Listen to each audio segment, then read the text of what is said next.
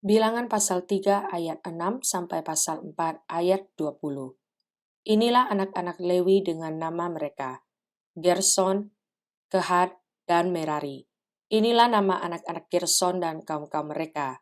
Libni dari Simei, anak-anak Kehat, dan kaum-kaum mereka ialah Amram, Ishar, Hebron, dan Uziel.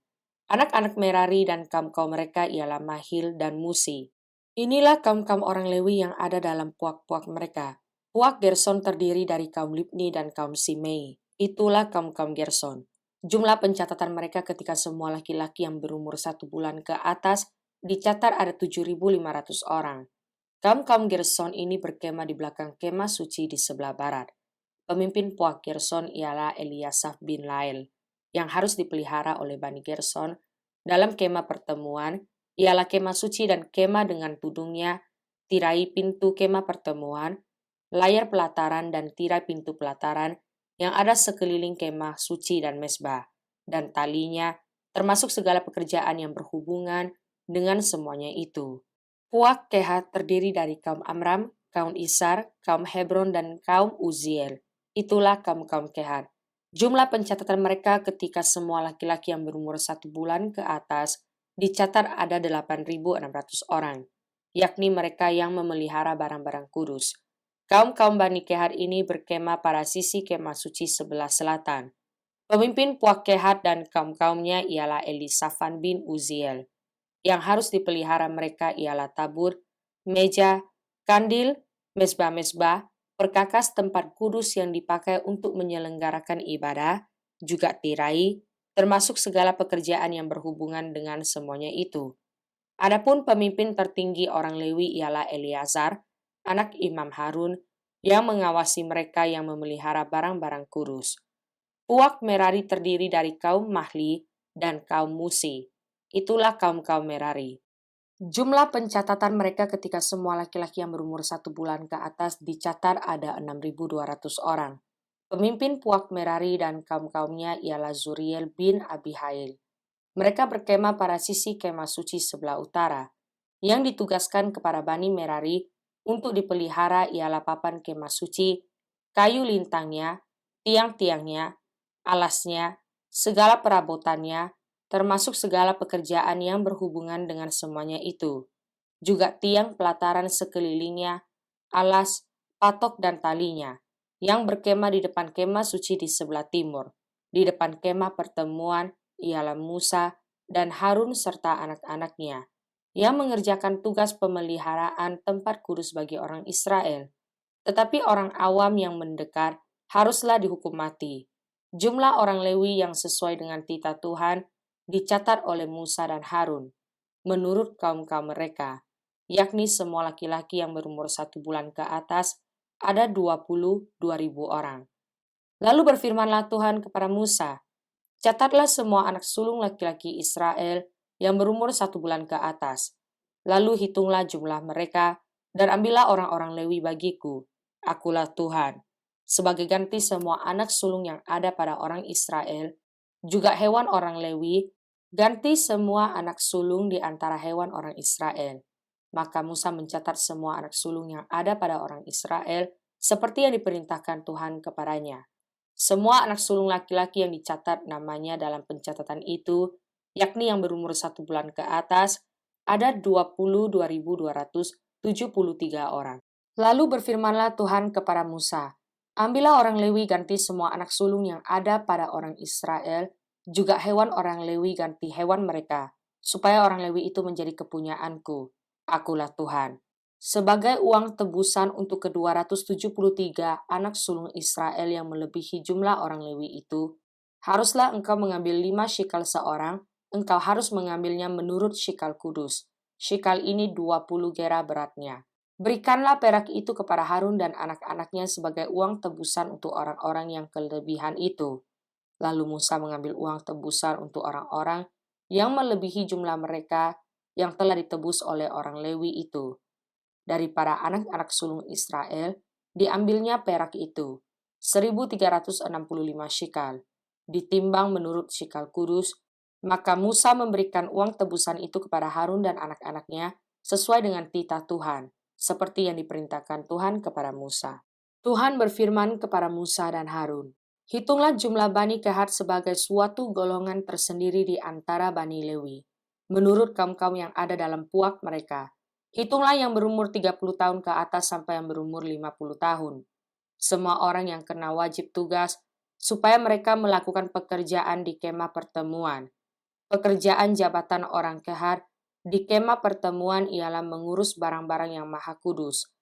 Kalau perkemahan akan berangkat, haruslah Harun dan anak-anaknya masuk ke dalam untuk menurunkan tabir penudung dan menudungkannya kepada tabut hukum. Di atasnya mereka harus meletakkan tutup dari kulit lumba-lumba, dan di atasnya lagi mereka harus membentangkan sehelai kain yang seluruhnya ungu tua. Kemudian mereka harus memasang kayu-kayu pengusung tabut itu. Lagi pula, di atas meja roti sajian, mereka harus membentangkan sehelai kain ungu tua, dan di atasnya mereka harus meletakkan pinggan, cawan, piala, dan kendi korban curahan. Juga roti sajian harus tetap ada di atasnya. Di atas semuanya itu mereka harus membentangkan sehelai kain kirmizi, lalu menudungnya dengan tudung dari kulit lumba-lumba. Kemudian mereka harus memasang kayu-kayu pengusung meja itu. Lalu mereka harus mengambil sehelai kain ungu tua dan menundungkannya kepada kandil untuk penerangan dengan lampu-lampunya, sepit-sepit dan penada-penadanya, dan segala perkakas minyaknya yang dipakai untuk mengurus kandil itu.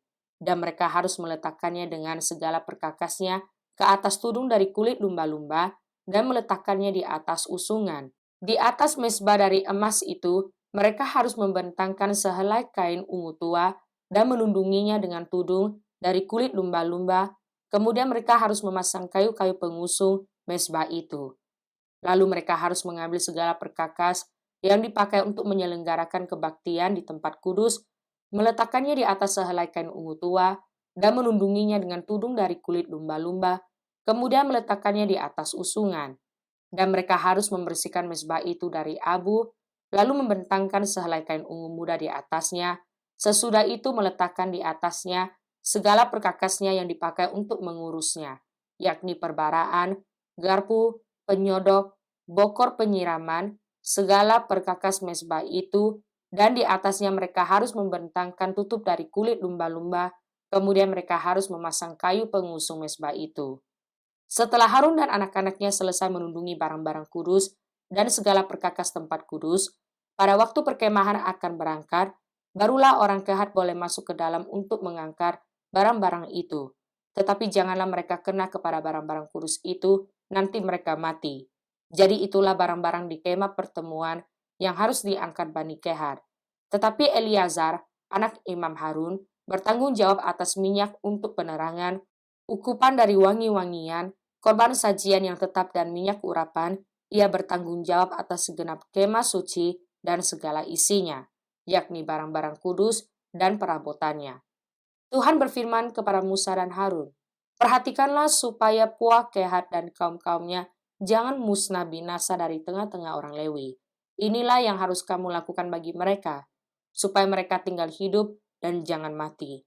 Apabila mereka mendekat ke barang-barang maha kudus, Harun dan anak-anaknya haruslah masuk ke dalam dan menempatkan mereka masing-masing di tempat tugasnya dekat barang-barang yang harus diangkat. Tetapi janganlah orang Kehat masuk ke dalam untuk melihat barang-barang kudus itu, walau sesaat pun, nanti mereka mati." Mazmur pasal 32 ayat 8 sampai ayat 11. Aku hendak mengajar dan menunjukkan kepadamu jalan yang harus kau tempuh. Aku hendak memberi nasihat, mataku tertuju kepadamu. Janganlah seperti kuda atau bagai yang tidak berakal, yang kegarangannya harus dikendalikan dengan tali les dan kekang. Kalau tidak, ia tidak akan mendekati engkau.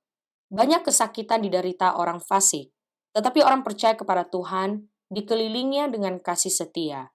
Bersukacitalah dalam Tuhan dan bersorak-soraklah, hai orang-orang benar. Bersorak-sorailah, hai orang-orang jujur. Amsal pasal 7 ayat 22 sampai ayat 23. Maka tiba-tiba orang muda itu mengikuti dia seperti lembu yang dibawa ke pejagalan, dan seperti orang bodoh yang terbelenggu untuk dihukum, sampai anak panah menembus hatinya, seperti burung dengan cepat menuju perangkap, dengan tidak sadar bahwa hidupnya terancam. Markus pasal 10 ayat 23 sampai ayat 45. Lalu Yesus memandang murid-muridnya di sekelilingnya dan berkata kepada mereka, "Alangkah sukarnya orang yang beruang masuk ke dalam kerajaan Allah." Murid-muridnya tercengang mendengar perkataannya itu. Tetapi Yesus menyambung lagi, "Anak-anakku, alangkah sukarnya masuk ke dalam kerajaan Allah. Lebih mudah seekor unta melewati lubang jarum daripada seorang kaya masuk ke dalam kerajaan Allah." Mereka makin gempar dan berkata seorang kepada yang lain, "Jika demikian, siapakah yang dapat diselamatkan?" Yesus memandang mereka dan berkata, "Bagi manusia hal itu tidak mungkin, tetapi bukan demikian bagi Allah. Sebab segala sesuatu adalah mungkin bagi Allah."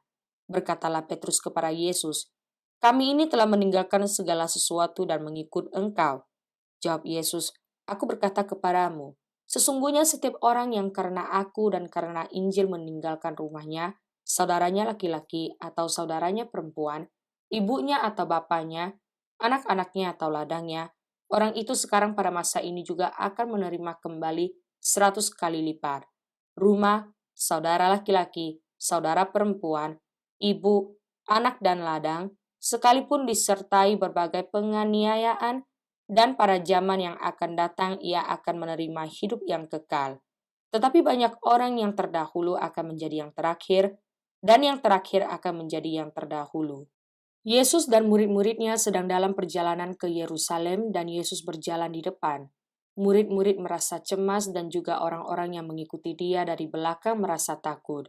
Sekali lagi Yesus memanggil ke-12 muridnya dan ia mulai mengatakan kepada mereka apa yang akan terjadi atas dirinya. Katanya, "Sekarang kita pergi ke Yerusalem dan Anak Manusia akan diserahkan kepada imam-imam kepala dan ahli-ahli Taurat dan mereka akan menjatuhi dia hukuman mati. Dan mereka akan menyerahkan dia kepada bangsa-bangsa yang tidak mengenal Allah. Dan ia akan diolok-olokkan, diludahi, disesah dan dibunuh. Dan sesudah 3 hari ia akan bangkit." Lalu Yakobus dan Yohanes, anak-anak Zebedeus, mendekati Yesus dan berkata kepadanya, "Guru, kami harap supaya engkau kiranya mengabulkan suatu permintaan kami." Jawabnya kepada mereka, "Apa yang kamu kehendaki aku perbuat bagimu?" Lalu kata mereka, "Perkenankanlah kami duduk dalam kemuliaan-Mu kelak, yang seorang lagi di sebelah kananmu dan yang seorang di sebelah kirimu." Tetapi kata Yesus kepada mereka, "Kamu tidak tahu apa yang kamu minta. Dapatkah kamu meminum cawan yang harus kuminum dan dibaptis dengan baptisan yang harus kuterima?" Jawab mereka, "Kami dapat." Yesus berkata kepada mereka, "Memang kamu akan meminum cawan yang harus kuminum dan akan dibaptis dengan baptisan yang harus kuterima. Tetapi hal duduk di sebelah kananku atau di sebelah kiriku, aku tidak berhak memberikannya.